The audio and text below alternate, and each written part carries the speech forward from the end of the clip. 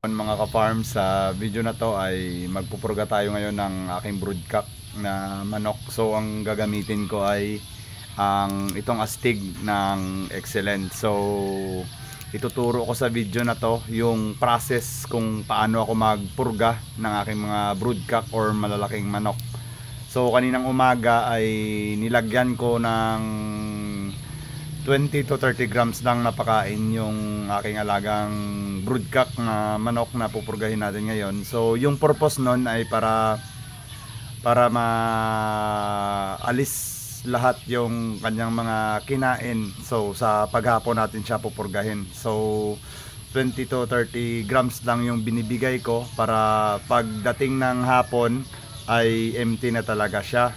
So sa hapon naman, kapag nagpupurga ako ng mga after 5 na, 5 PM. So ngayong hapon ay yung oras ngayon ay 5:30 na mahigit. So ito na yung oras natin na magpurga. So sigurado ako na empty na talaga siya kasi sa experience ko ng pagpupurga ng manok, so yun talaga yung oras na empty na talaga siya. So purpose lang na empty siya para yung mga parasite or external parasite sa loob ng kanyang katawan ay mailabas niya gamit ang ating astig na gamot. So ito yung astig.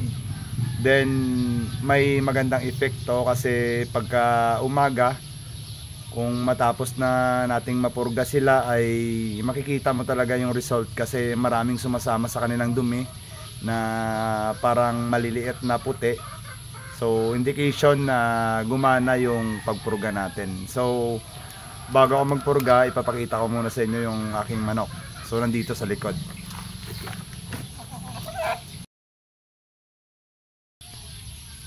Okay mga farm, ito na yung ating pupurgahin na broodcock. So yung broodcock pala na to ay 4 times winner. So Kelso Dome yung broodcock na to.